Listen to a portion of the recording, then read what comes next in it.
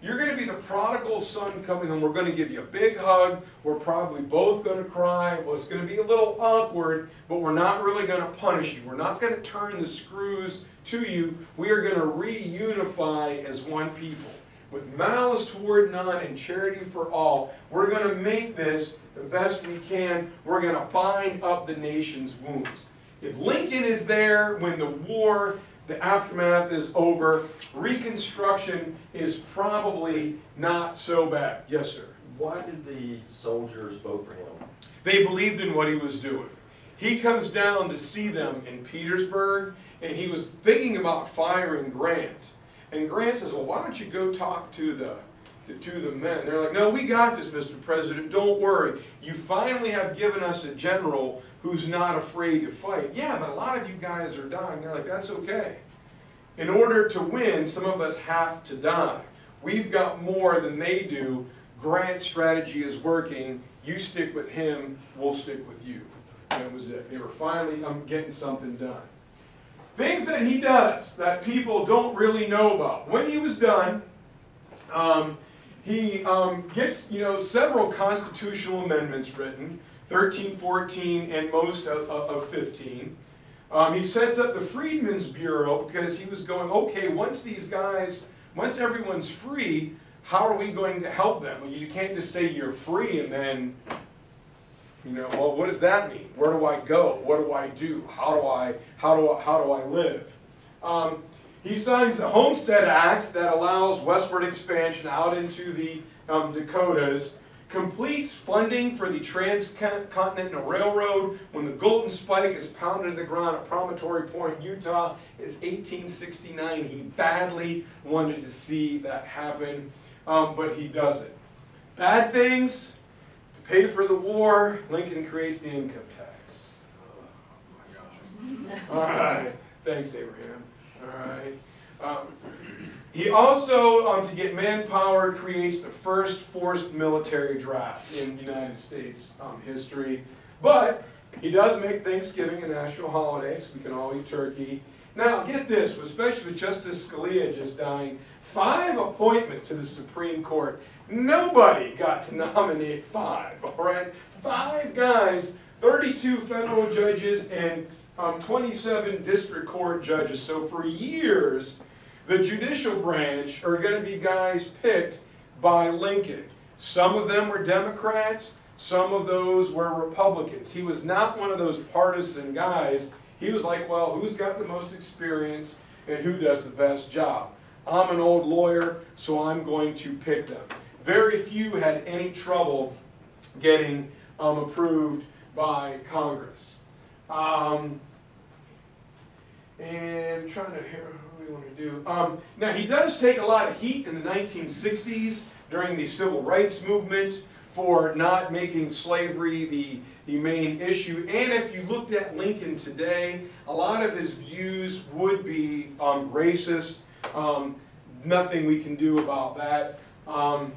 And in every national poll you will ever take, he is no lower than 3 and most admired American presidents.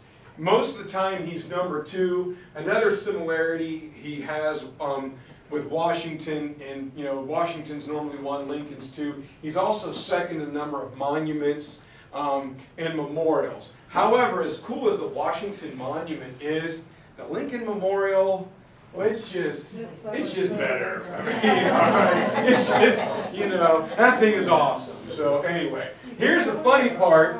Last week, I expected to take a break right there. All right. Woo! All right. Here we go. Teddy Roosevelt, so we can get to Martha Washington. As a young boy, here's a crazy transition, Lincoln to Roosevelt. Lincoln, dirt poor. Roosevelt's rich. Grows up in Manhattan. His dad was one of the founders of the Metropolitan Museum of Art. He is a rich kid, but he's sick all the time. And he had this crazy suffocating asthma, and it used to freak him out until his dad takes them on a trip. They go abroad for 2 years, and as they're hiking in the Alps, Roosevelt all of a sudden can breathe really well. He's like, well, wait a minute, Dad, why can I breathe better? Well, with the air's thinner up here, I don't know, maybe you're exerting yourself. And at a young age, Theodore realizes that he is going to start a life of exercise. That will help him get better. Also on this trip, he gets beat up by 2 Austrian lads at a campground. So from that point on, he decides to exercise. He hires a boxing coach, which is funny. He goes to Japan years later and says that, oh, you know, martial arts is stupid, especially judo, and he wants to box this old judo master who beats the snot out of Roosevelt. Roosevelt then hires him to be his judo instructor in the White House. So, anyway, very smart guy. He goes to Harvard, and, you know, I tell my students this tomorrow. When he goes off to college, his dad said, take care of your morals first, your health second, and then worry about your studies. Man, all right. He graduates magna cum laude, really smart guy, loved biology. Going back to his childhood, he would go to the local butcher and, you know, get things he could dig around and examine skeletons, skulls. Loved biology, but gets into law. And really gets into naval warfare and writes a book on the War of 1812 that is so well thought of and respected, it puts him on the names of a lot of political bigwigs, especially growing up in New York City. And where he becomes famous is in 1882, he started speaking out against political corruption. Political and economic corruption. Like, well, you're a rich kid. Who cares? He's like, yeah, but it's just not right. And so he's working as a lawyer when he finds out that one of the richest men in New York, Jay Gould, is messing around with a lawyer named Theodore Westbrook, and they're going to lower the taxable amount that Gould has to pay. And Roosevelt gets angry and says, you two are politically corrupt. And in the New York legislature, he blocks a bill allowing millionaires to get out of paying taxes, angering many of his family friends. But he said, this is the right thing to do, and Westbrook gets impeached. So he goes to Albany, and there he starts to meet the Republican bigwigs. And they go, you know, you're that Roosevelt guy. You're kind of a rogue. We really want you to work with us. And for years he does, but his wife dies. And when she dies, he gets upset, says, I got to get out of here. You know, New York stinks.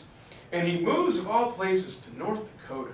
Talk about drastic opposites. New York City, Albany, North Dakota, where he goes to the Little Missouri River. And there, he kind of finds himself, all right? This is, you know, I'm going to be a man's man out here. And he begins to hunt and fish. And he becomes deputy sheriff for his county. And 6 guys steal his riverboat.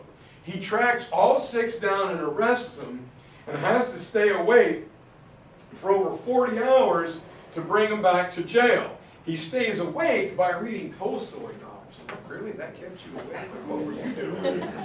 Anyway, he meets the famous sheriff of Deadwood, South Dakota, Seth Bullock, and the two remain friends forever. And it is Bullock who really introduces Roosevelt to the West and what it means to be a Westerner.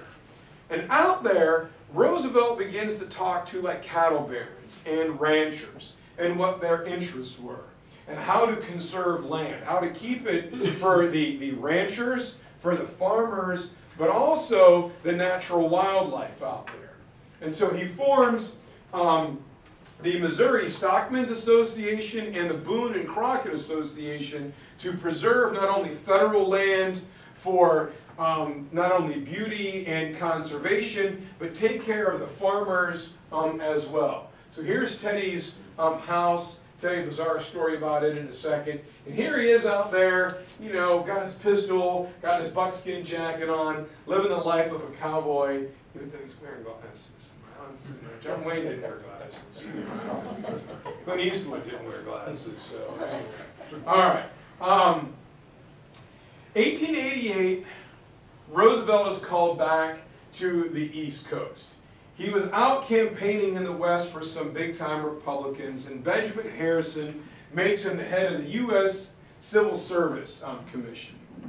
And when Roosevelt takes that job, he is really zestful in developing the country. Better waterways, better roadways. Let's use civil labor to get this done. When he makes a name doing that job, he was known as a doer. What Roosevelt wanted to happen, he could almost mentally make it so. People want him to run for mayor again. He says no. He becomes the New York police commissioner instead. And this is where he makes a lot of enemies. He takes the job, and the NYPD was the most corrupt police department in the entire country. And Roosevelt says, no, these people needed to have unimpeachable honesty, so I'm going to take the job. And when he does, many an officer is angry. He fires a bunch and has to replace them with 1,600 others. He institutes a physical fitness test. Look, fatso, you're sucking down 12 donuts, all right? You can't catch a criminal, so no. He makes them take book study. He puts them on pistol ranges. And he would go walking the beat himself to see if the police officers were doing the job. Were they mooching off the store owners? Were they threatening people? Were they corrupt? And you never knew when Roosevelt was going to show up. He's the one who begins to put call boxes in every precinct, not only for officers who needed help, but to check in and to make sure they were there. And it's on this job he meets a man named Jacob Riis, who writes a book called How the Other Half Lived. It's about how the immigrants lived in the tenements in New York City. And Roosevelt says there was this street called Mulberry Street. It's supposed to be the most crime-ridden street in all of America. Well, all of a sudden, Roosevelt would show up in the morning, and he would show up at noon. He would show up on Sunday. And by the time he was done showing up, making sure the police did their job, they said Mulberry Street reached a golden age, and it was a place where all the immigrants were being fleeced and mistreated, and so he becomes an icon of New York City. But he's making a lot of people angry. So they decide to pull some political strings and get him out of New York. All right, I mean, this guy's costing us money. So he's made the Assistant Secretary of the Navy. And here is where he begins developing on a national level. He starts talking about interests in the Pacific Ocean. And he goes, the problem is, it's a long way.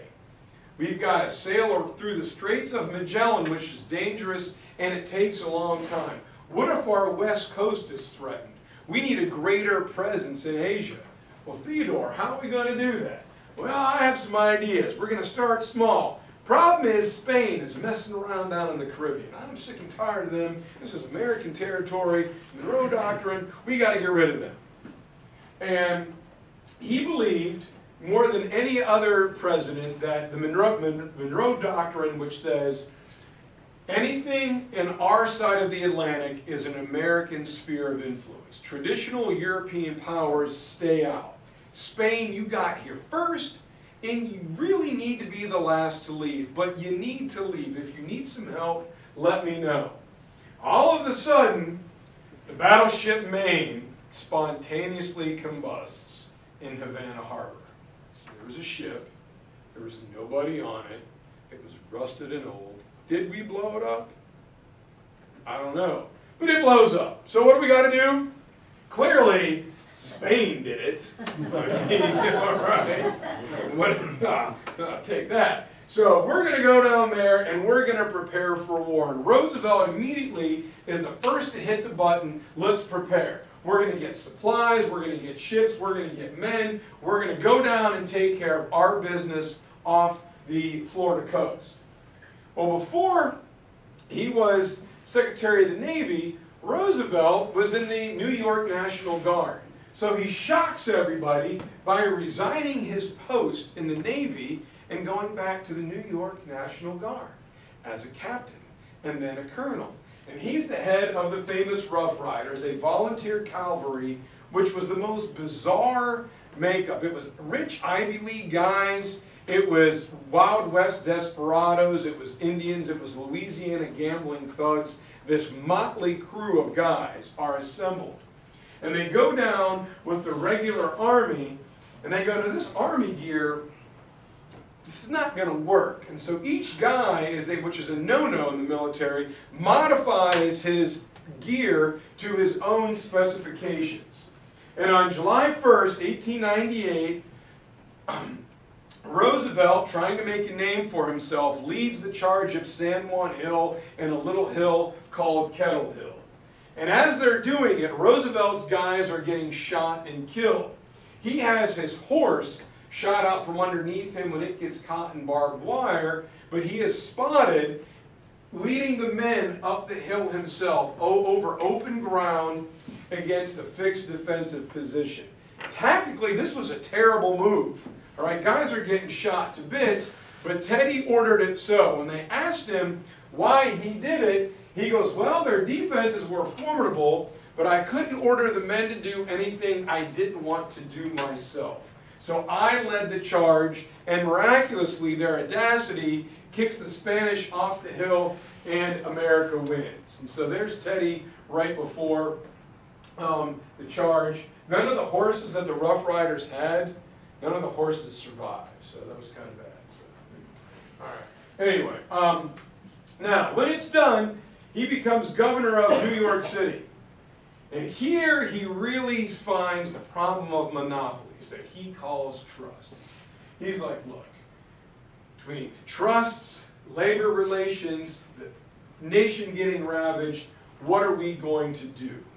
And he goes after trusts with aggressiveness. And this is where, in Minnesota, at the state fair, he goes, well, in order to be a good leader, you got to carry a big stick and speak softly. Sneak up on them and hit them as hard as you can. So he becomes famous as the trust buster. But he angers a lot of big, powerful businessmen, especially J.P. Morgan. They're like, look, we got to get this guy out of New York. He's breaking all of our monopolies. You know, we got to get the Rockefellers on board, we got to get the Vanderbilts on board, get the heck rid of this guy, all right? And so they try what they think is a great political maneuver. They get him out of New York by having him named as the vice president to President William McKinley. He's the vice president. And what does the vice president do? It's the greatest job in the government, maybe besides Supreme Court Justice. You open Walmart, you go to baseball games, you know, like, what are we doing now? You don't have lunch, but maybe the president today, I don't know. Who knows what you do? But they figure if he's there, he's controlled. McKinley will keep a lid on. And then all of a sudden, President McKinley decides to go to Buffalo. But in Buffalo, a lone assassin shoots and wounds President William McKinley. Roosevelt was out west. He turns around and comes back, and he's told the president may not make it. The powerful businessmen who did not like Teddy Roosevelt as mayor and governor of New York, well, they're about to have a really bad day because now he's the president. They sent him to Washington to get him out of their hair, and now a lone assassin has changed things forever. Roosevelt,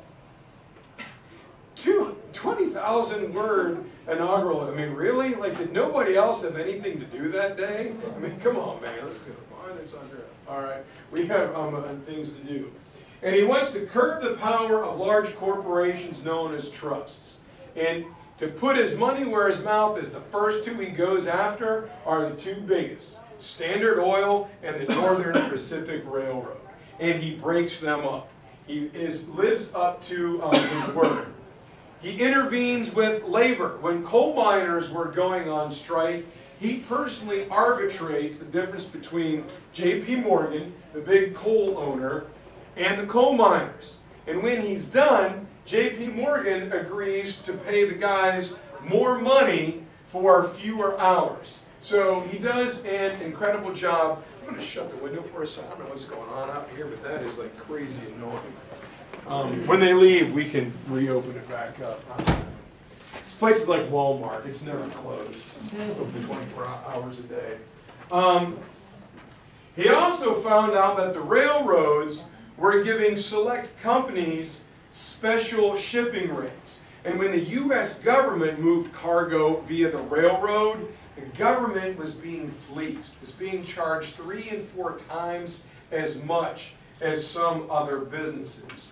So Roosevelt says, no, government issue stuff gets priority on roads and railways, and it will be done cheaper because it is for the good of the country.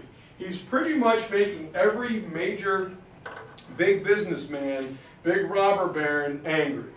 He's like, but this is what we need to do. So all of a sudden, he finds that he is being, portrayed as kind of like, Pancho Villa. He hated to be called Teddy. Calling him Teddy to his face was liable to get you invited into his boxing ring. But the Europeans portrayed him as kind of like a Napoleon trancing around the Caribbean like he owned the place. And he's like, well, it's my job. Biggest thing that he is going to do, so we can get to Martha Washington here, little things. Have you ever read like Upton Sinclair's The Jungle and how gross all that was? Well, he's the guy who says, you know what?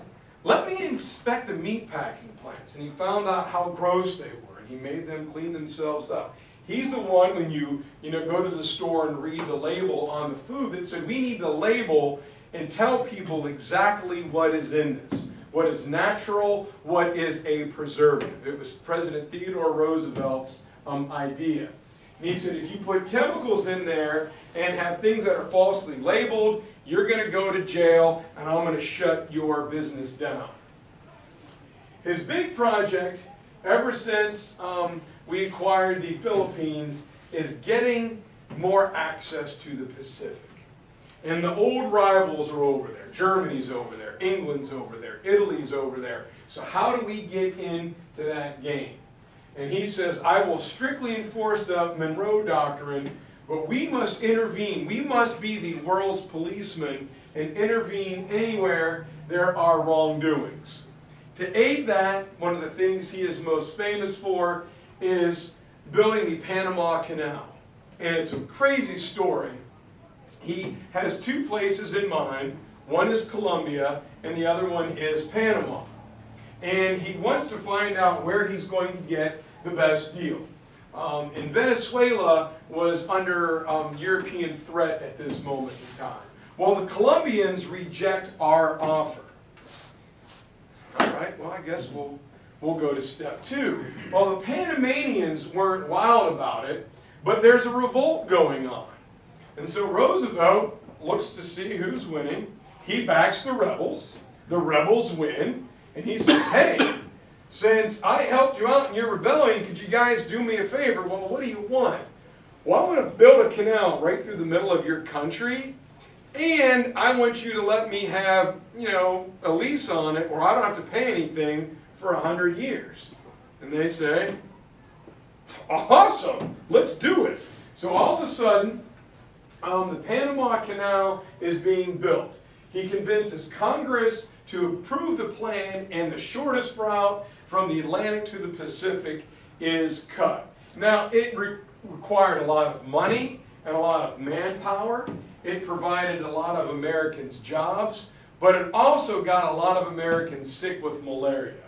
He just drove the guys hard, kind of worked them until they were, bone weary, and then just replaced them.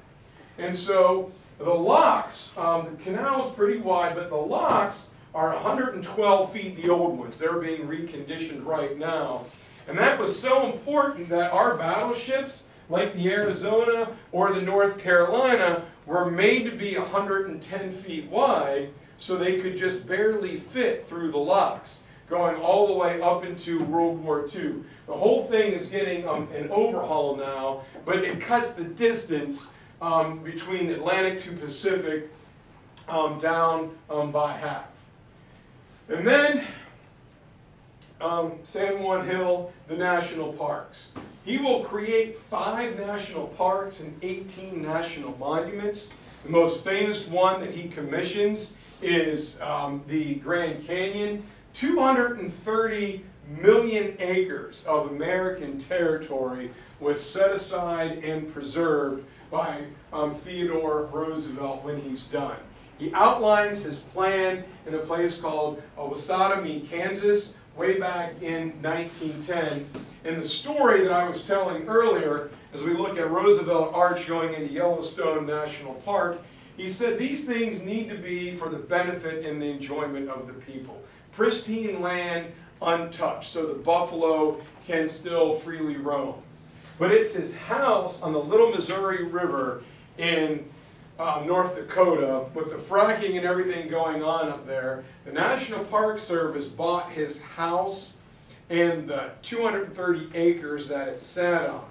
But through some bizarre loophole, they did not buy the mining rights. And there is a corporation in town called the Boone and Crockett Gravel Corporation, named for the conservation program that he started.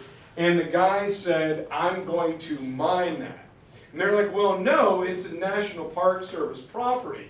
He said, well, the land is yours, but the mineral rights are mine legally. I'm going to mine Conservation President Teddy Roosevelt's land. There is a current injunction going on right now, but it is a hotly contested court case with Justice Scalia dying. Believe it or not, it may look like the miner might win. I don't know who this knucklehead is, but if somebody takes him out on a skiing trip and he gets lost for a couple days, that'll just be too. He may be a nice guy, but I mean, that's just stupid.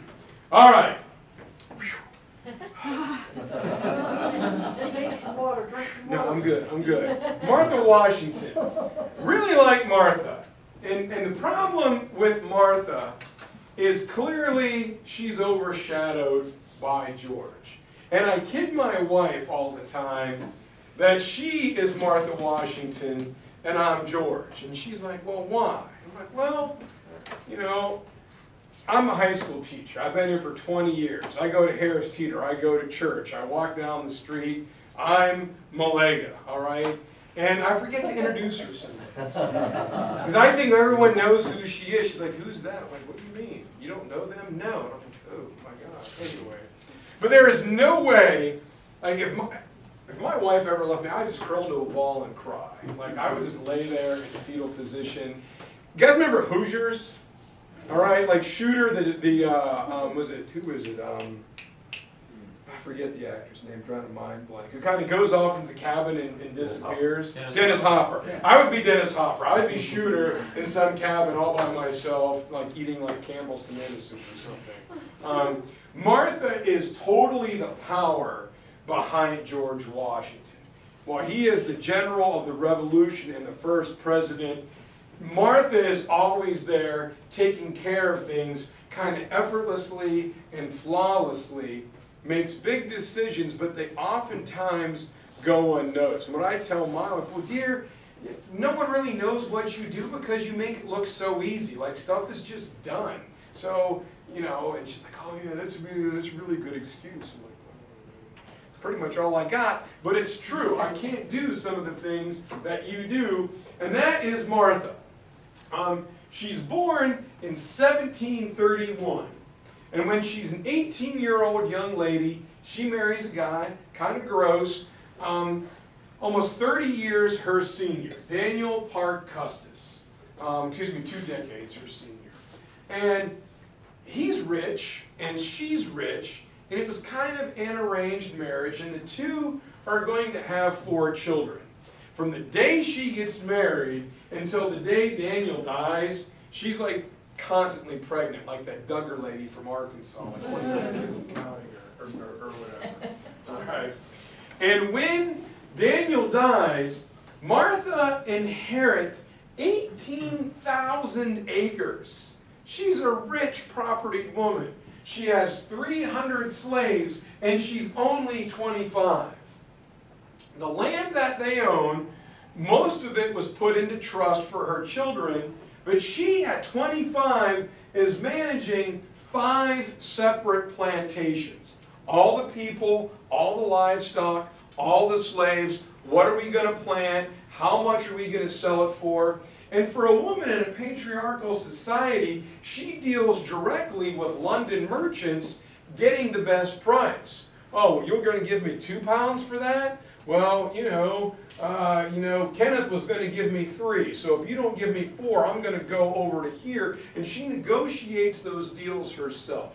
At the time, it was unheard of, not only for a woman, but for someone who's 25, who's been pregnant for the last 6 years. She was a very tough, smart, salty woman, and she's handling enormous assets. This is a very, you don't see this picture too often. The ladies of Mount Vernon just released it. You always see that old kind of frumpy picture of Martha. Yeah, pretty looking good woman back in her day, As a young thing, she just had 4 kids. I mean, Martha was a pretty young lady, smart. I like her eyes. It's kind of like she's just thinking, like, all right, hurry up and get this done. I've got business to take care of. So it comes out of their archives every so often, and it's out in the exhibit right now. And I'm sure it's probably out on, like the internet world by now, but very rare painting of a young Martha. So, when she marries George, and the two did know each other growing up, George knew Daniel Parke Custis, and they were supposedly, in the Virginia circles, the 2 most peerless dancers. So whenever there was like a Christmas ball or a wedding, George and Martha would always somehow wind up dancing. And Daniel didn't care because he was like, 100 years old or whatever in those years. And so they did know each other and they get married. They were both 27 years old. And what some say that they really weren't in love is just not true. Problem is they weren't together a whole lot for many years because of the Continental Congress and the war and being president, but the two did have a deep affection for each other. And George is happy because, as I said last week, reverse gold digger, he scored big here. All right. Martha's rich. He's like, yeah, all right. Now we're going to do this. Their wedding, they said, was extremely grand. It was almost like a European affair. And when the two were done, they have this like 4-day-long wedding reception. And this is kind of weird. They honeymoon at the house she shared with her first husband.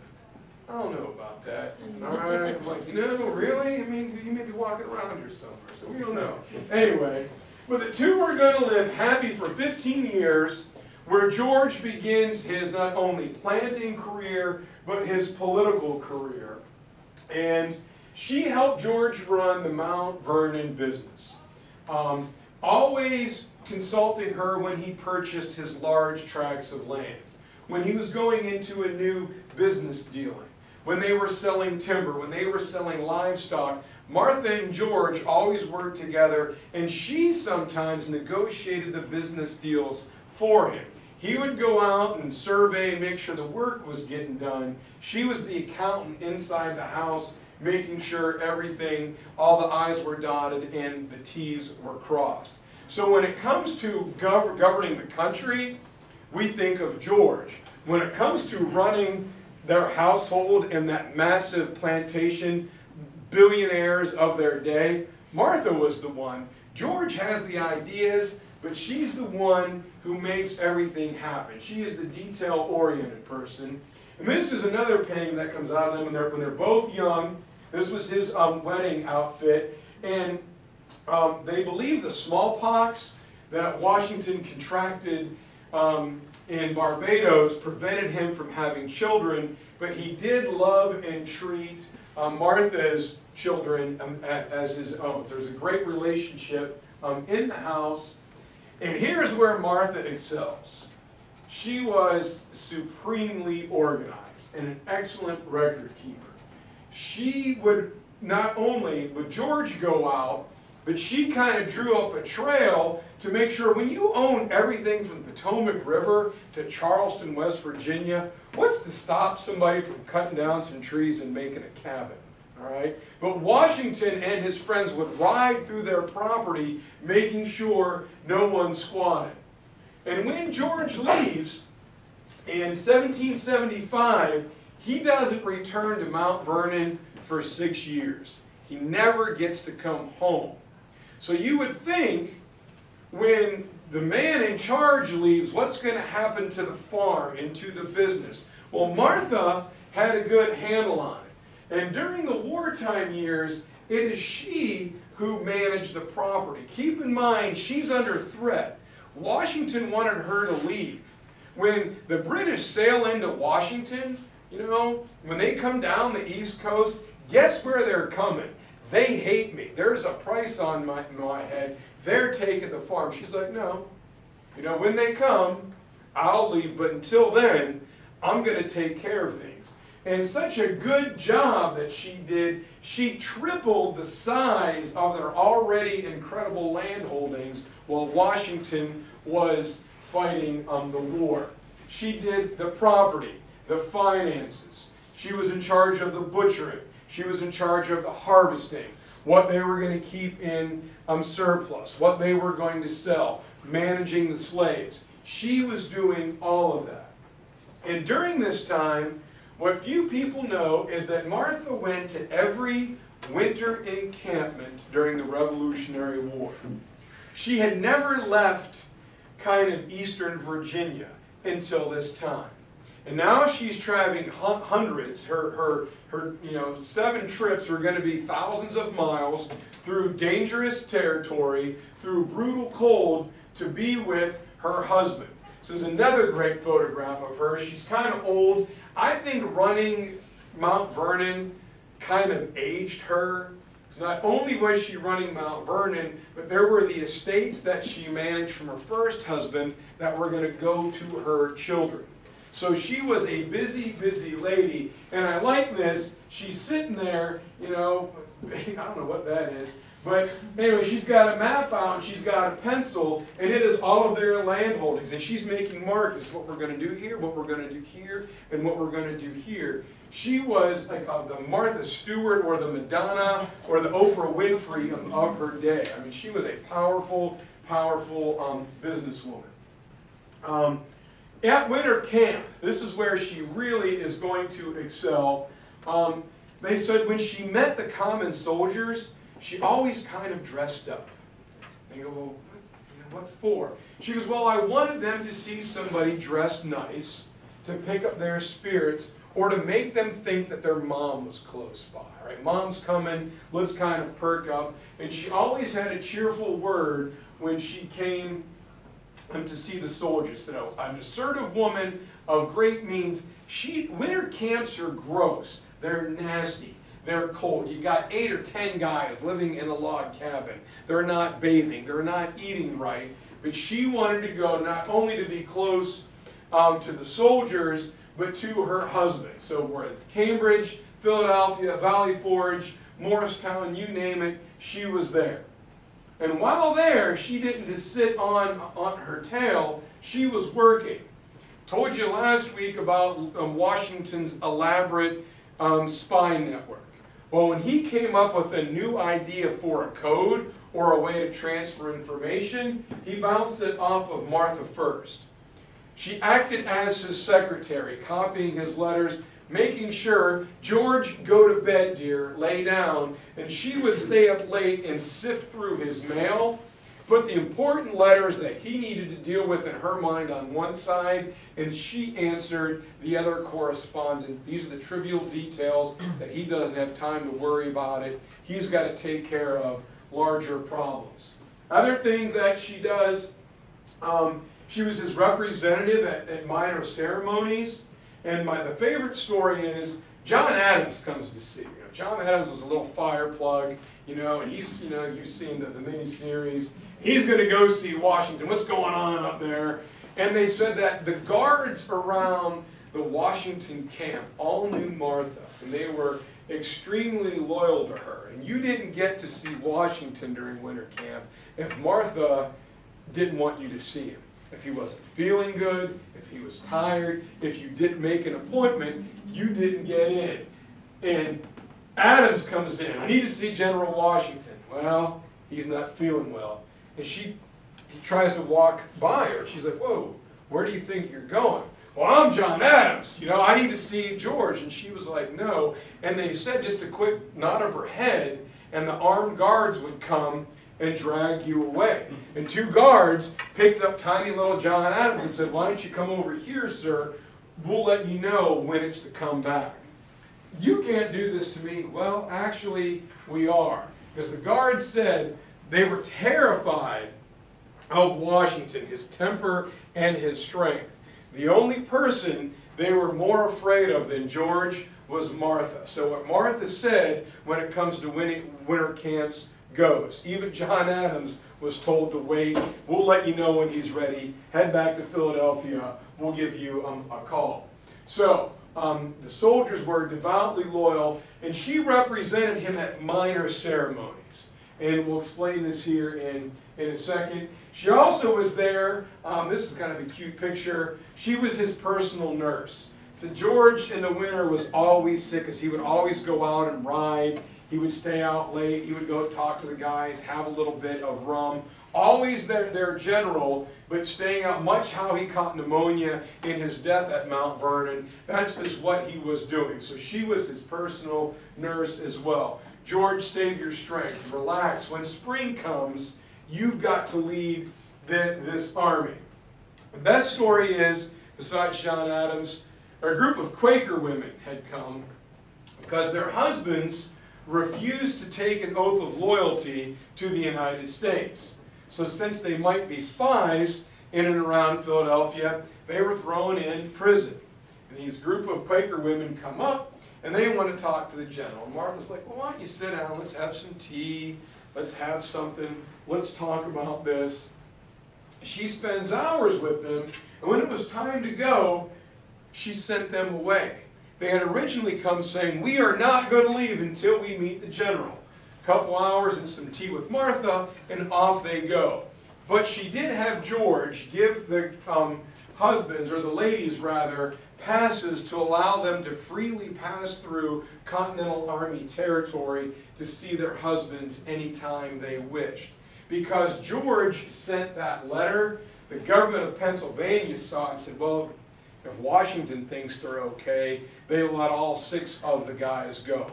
Most likely due to Washington and the 6 guys that are let go while they were Quakers, they begin to funnel information to the American Army about the British. So we can trace that little happening back to Martha. She said that she was doing this, the trivial stuff. He had to focus on the large, big issues. He didn't have time for the minutia. So she considered her patriotic duty to do those things so her husband could focus. Some of the things that she does. Well, this is how important she was. Congress will reimburse the Washingtons for her travel expenses. Do you really think they needed reimbursed? All right? Like the richest people in the country. But they will afford $450,000 for her, and what would be today's time, for her travel expenses. That's a lot of money. She wanted to go. We don't have to pay her, but they did. That's how essential she was. So what she did, she listens to Washington. She's his sounding board. If you remember that picture of Lincoln in the movie, he didn't have that. He was doing all those crises himself. She visited the sick and the wounded and went out and made sure the hospitals were properly cleaned and the medics were doing their job. If you were caught stealing medical supplies for your own personal use, you're going to the stockade, and 2 guys were actually hanged for those violations. She invited other women to camp to lift the soldiers' spirits, but they had to be married to a soldier. No ladies of ill repute got into Washington's camp. And she would always plan little activities, maybe dances, maybe plays, maybe a little ball, maybe a little buffet, but absolutely no gambling. But she was the coordinator to keep the spirits up throughout the winter camps. She holds dinners for foreign dignitaries, especially the French and Native American Indian allies. And they said nobody knew how she did it, but she would find out what their favorite dish was and make sure it was prepared when they showed up as a way to grease the tracks, especially to get French support in the latter part of the war. And her and the Marquis de Lafayette become lifelong friends. Just told you that one. Anyway, she considered the journeys exhausting, and the screams of the wounded and dying men were always distressing to her, but she said it was her duty. George had to be the front man. George was the focal point for the country. He was the rallying point for all 13 colonies. I was that quiet support behind the scenes, and I don't mind that role. That's my job. What's the saying? Behind every great man is an even greater woman. Well, that is our First Lady, Martha Washington. I think I got like 2 more slides here. That's winter camps. This is what she does at Mount Vernon. When George becomes president, she says no. For the first time, no. I don't want to go to New York or to Philadelphia. I want to stay home. But she goes. And this is kind of funny. George had his own slaves, and when they got to Washington, every now and then a few of them would just slip away. Most of them, Martha was in on it. She would kind of rotate the slaves from Mount Vernon so they could escape. But there were 2 that escaped that she put bounties on. They were her slaves. She didn't want to let them go. One of them was her cook, and she promised another one as a wife to a slave back at Mount Vernon. So it's okay if George's go, but when my slaves go, that's a whole other ballgame. We have to be honest here. Upon his death, he had it in his will that all of his slaves would be released. She makes sure that they are, except they can't be released until after her death. What he meant by that was, when I die, they're freed. So she kind of finagles the game a little bit there. We have to be honest. But she did put in provisions that people who were too old or too sick or could not work would be supported by the Washington estate. And after her death, everyone will be taught to read and write, and when everyone turns 25, if they haven't been freed by then, they are free when they're 25. As a result, Martha is the very first living First Lady to have a U.S. naval ship named after her. And while she is the one who I said brought all the wealth and the notoriety to their marriage, she plays the secondary role on the national scene. But she says, you know, yeah, I could do everything George did. I was capable of running Mount Vernon. But the burden of the war, of taking the heat, of slowly retreating to suck the British away from their base of supply while everyone questions everything that you did while being the focal point, that I couldn't do. He had to form the new nation, so I had to step into the background. And I like her quote, "Some people don't need to lead where they're visible, but they lead and are important just the same."